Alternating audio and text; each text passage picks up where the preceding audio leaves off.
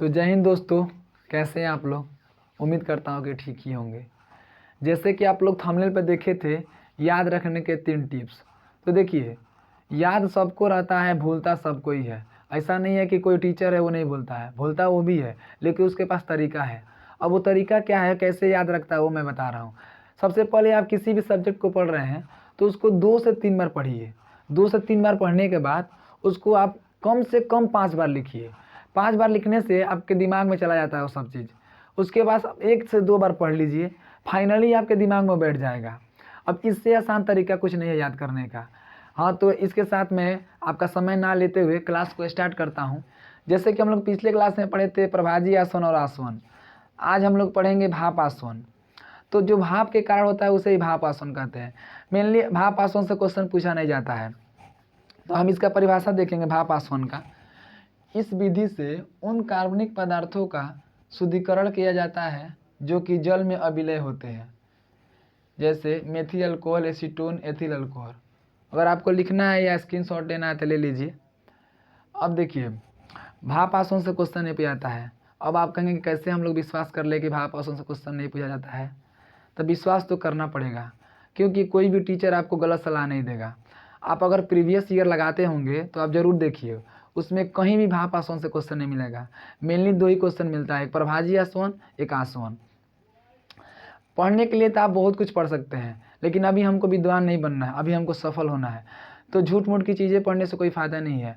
परीक्षा के point of view से जो है उसी को पढ़ें। अब दूसरा हम देखेंगे विसरण। विसरण से एग्जाम में क्वेश्चन आता है।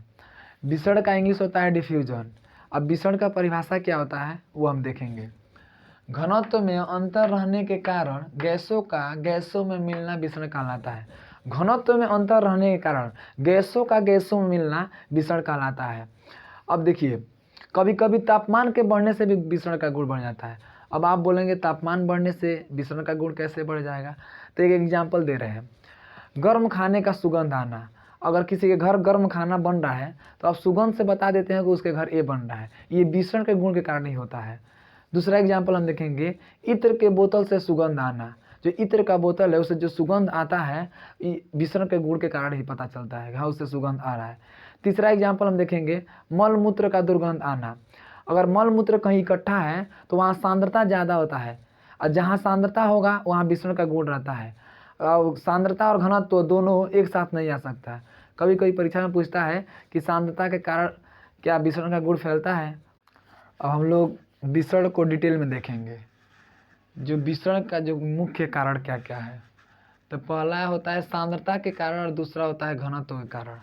अब आप बोलेंगे कि सांद्रता और घनत्व में क्या अंतर है, तो देखिए, ये जो है ये पानी है और ये है पानी और चीनी। तो देखिए, इसका सांद्रता ज़्यादा होगा, इसका सांद्रता कम होगा। जिसका सांद्रता ज़्यादा उसका घनत्व भी ज़्यादा, जिसका सांद्रता कम उसका घनत्व भी कम। तो देखिए, सांद्रता का मेनली मतलब क्या होता है, अणुओं की संख्या ज़्यादा। घनत्व का मतलब यही होता है अणुओं की संख्या ज़्यादा। तो जिसका ज़्यादा होगा उसका सांद्रता ज़्यादा होगा, जिसका कम होगा उसका कम होगा। यानी अणुओं की संख्या ज़्यादा होगा तो सांद्रता ज़्यादा, अणुओं की संख्या ज़्यादा तो घनत्व ज़्यादा। इसमें कुछ अंतर नहीं होता है, लेकिन जो मेनली विसरण का कारण होता है वो सांद्रता और घनत्व के कारण होता है। जहाँ कहीं भी क्वेश्चन पूछता है या तो सांद्रता देगा तो वहाँ घनत्व नहीं देगा, जहाँ घनत्व देगा वहाँ सांद्रता नहीं देगा। अब हम देखेंगे ठोस, द्रव तथा गैस पर ताप का प्रभाव। तो इसमें मेनली 3 ही क्वेश्चन पूछता है। अगर बहुत भाग्य खराब होता है आपका तो चौथा क्वेश्चन पूछेगा। देखिए, इसमें पहला क्वेश्चन क्या पूछेगा, गैस का सीधे द्रव में बदलना संघनन कहलाता है। दूसरा पूछता है ठोस का सीधे गैस में बदलना ऊर्ध्वपातन कहलाता है।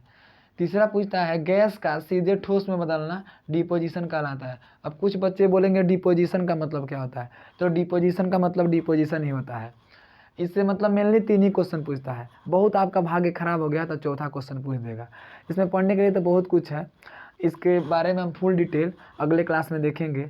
अगर मेरी वीडियो अच्छी लगी हो तो इसको लाइक, सब्सक्राइब और शेयर ज़रूर करें। और आए के लिए थैंक यू।